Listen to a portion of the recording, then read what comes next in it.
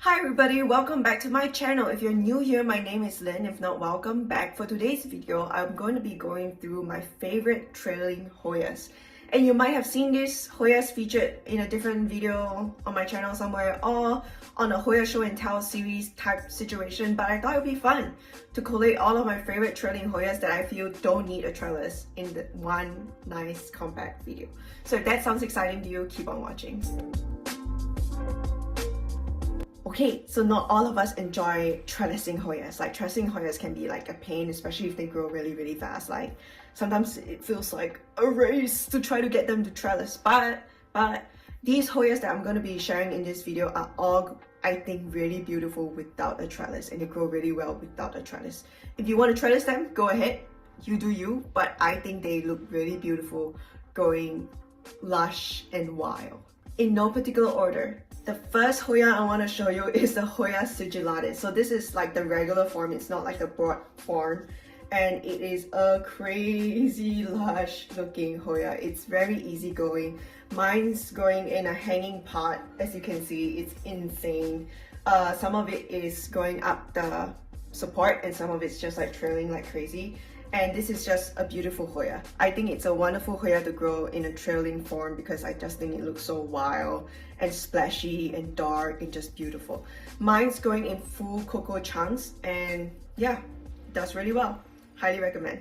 The next Hoya I recommend growing in a trailing form is none other than my Hoya Curtisi Splash. This beauty is just so pretty in a trailing form versus like a trellis form, in my opinion. Obviously, if you like trellis, go for it. I just think it looks so wild, so lush, so beautiful in a hanging basket. This is going in full chunky soil mix, and yeah, it's just so easy going, and I just really love this Hoya in trailing form. Another Hoya that goes extremely well trailing is my Hoya Bella in a variegated, and this goes the same for the Hoya Bella Aloe variegated, the Hoya Bella regular form, which is just green. I just think they are such beautiful trailing Hoyas. Like, look at that variegation, look at how lush and beautiful it looks. This is just a wonderful Hoya to grow out trailing. Mine's growing in a full semi-hydro setup, a mixture of leca balls and pond, and it's just been loving this mix. So really beautiful. I highly recommend this. The next Hoya that I've been probably talking about way too frequently recently is my Hoya Chinghong Jensen. This is a crazy bushy Hoya that just enjoys growing out in every direction. The more you trim, the more it branches and the lusher it looks. So this is definitely a Hoya that I would highly recommend just trimming all the time. Yeah, but look at this, it's just so beautiful. I've been getting quite a few peduncles now. I've had this plant for less than a year and it's been growing out a ton of peduncles.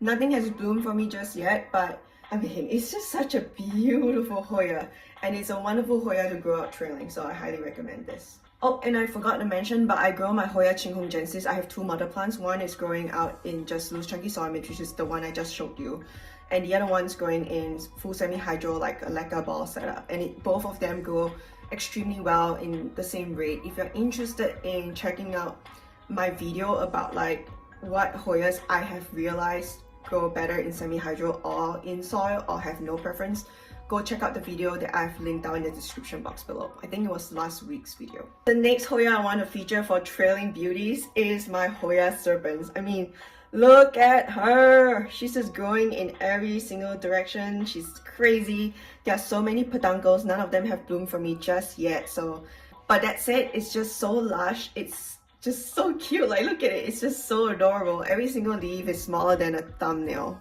I mean, that's how small the leaves are. This is a wonderful small leaf trailing Hoya to collect. I don't think it takes up too much space. It does need some space to trail, obviously, and you can definitely trellis this if you want, but I think the trailing version is just so cute and so beautiful. Mine's growing in a full semi-hydro like a ball setup, but it does also grow really well in soil. This one has no preference. I have moved rooms because the next few Hoyas are all in this room, and holy cow, why is my face so shiny? Anyway, back to the trailing Hoyas. This is the first Hoya that I want to talk about. This is the Hoya Hushkaliana in a variegated, and this is a beautiful trailing Hoya. Like, look at it, it's just so beautiful. I have seen people trellis this up before, but I'm just not a fan of like the trellis look. I think it's so much more beautiful in like a hanging basket trailing form. I just think it's like so lush and so gorgeous.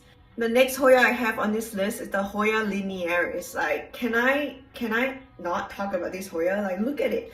It's just such a cool looking Hoya, like so different from like so many different houseplants. I mean, it looks so like willowy and like just, it's fuzzy too. And it's just so beautiful. This is a beautiful hanging plant type Hoya. Like, obviously you should let this trail. I have never seen anybody attempt to trellis this. So I think this is like an obvious case for like leaving it to trail. The Hoya Linearis, mine grows in a full semi-hydro lacquer ball setup, and I think, I wouldn't say like it's a crazy fan of this setup, but I think it still grows well.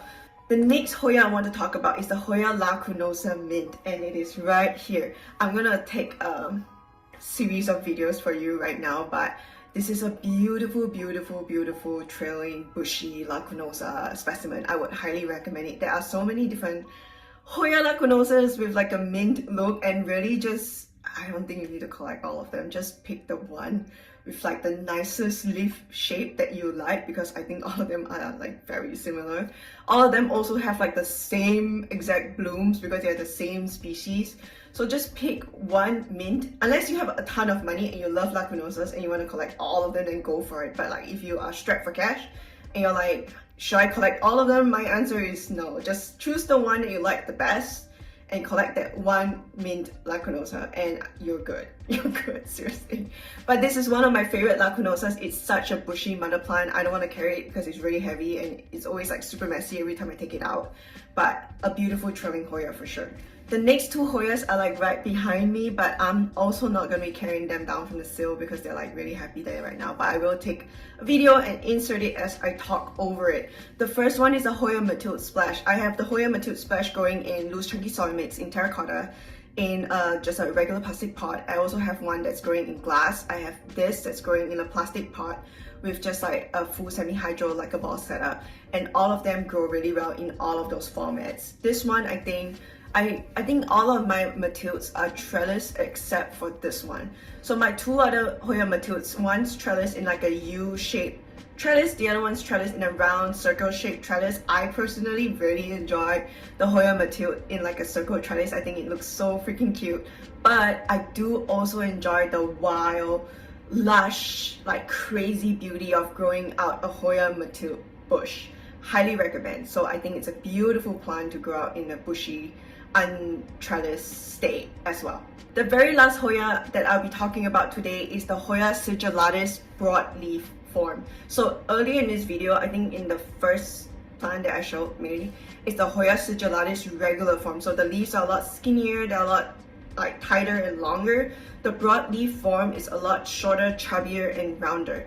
If I had to choose to keep one Sigiladis, I will probably keep the broadleaf form just because I think it looks more special. But I think both of them grow extremely well in both substrates, and I would highly recommend collecting both. I have, before I transferred it to like this semi-hydro setup and grew it out in a bushy form, before that it was actually trellis on a circle trellis, and I think just like, maybe because the leaves are not like super big, so it just doesn't quite look nice in like a circle trellis type situation. I think it actually looks so much better in a bushy, overflowing, trailing pot type look, personally, I think.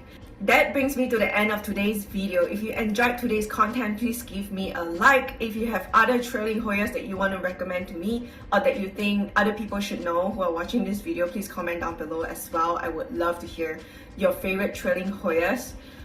Please also subscribe to the channel if you enjoy my content, and I guess that's it. Like, comment and subscribe. I'll see you guys next time. Have a wonderful day. Thank you for watching and supporting my channel as always. Bye.